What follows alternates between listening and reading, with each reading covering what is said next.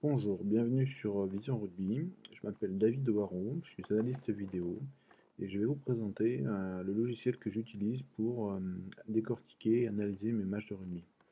Donc c'est un logiciel qui fonctionne sur Mac et une fois que vous avez installé, vous avez son icône qui apparaît. Donc ça s'appelle GameBreaker Plus sur SportsCode.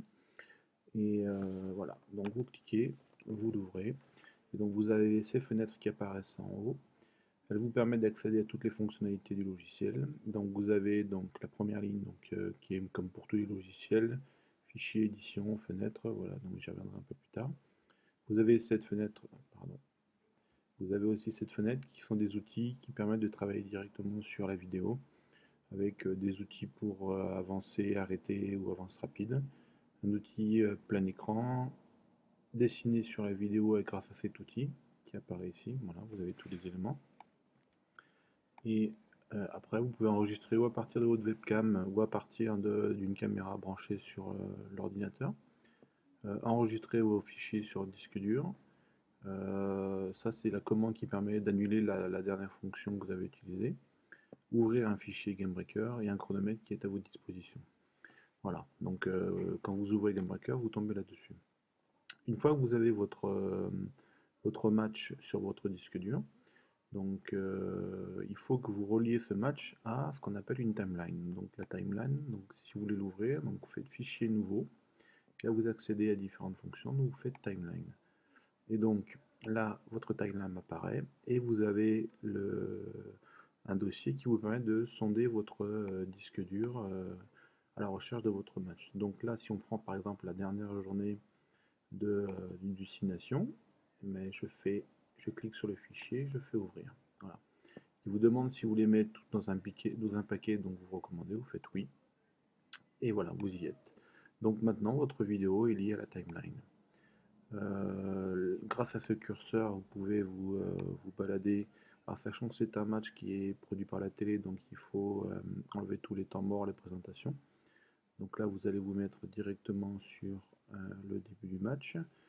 Vous pouvez faire ça de manière plus précise avec les touches de direction. Si vous faites touche droite, donc c'est du image par image. Gauche, pareil, un peu plus vite.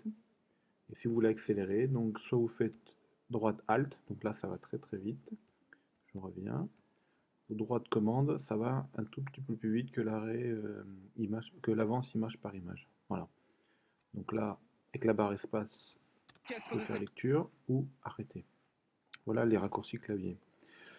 Maintenant, vous voyez dans vos timelines aussi apparaissent des icônes.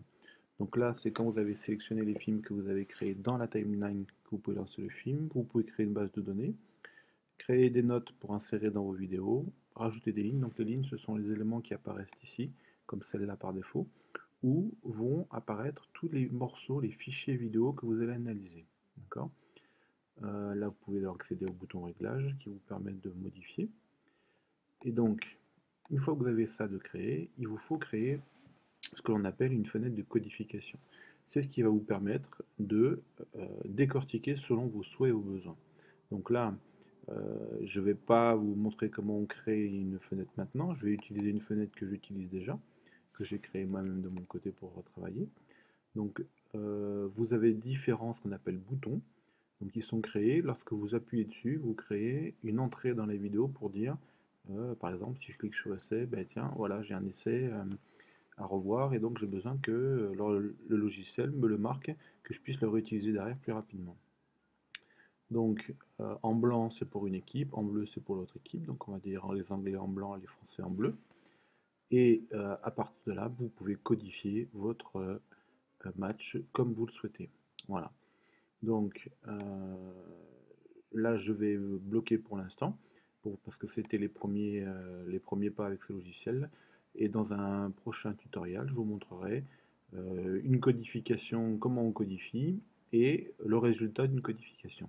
Voilà. Merci et à la prochaine pour un nouveau tutoriel.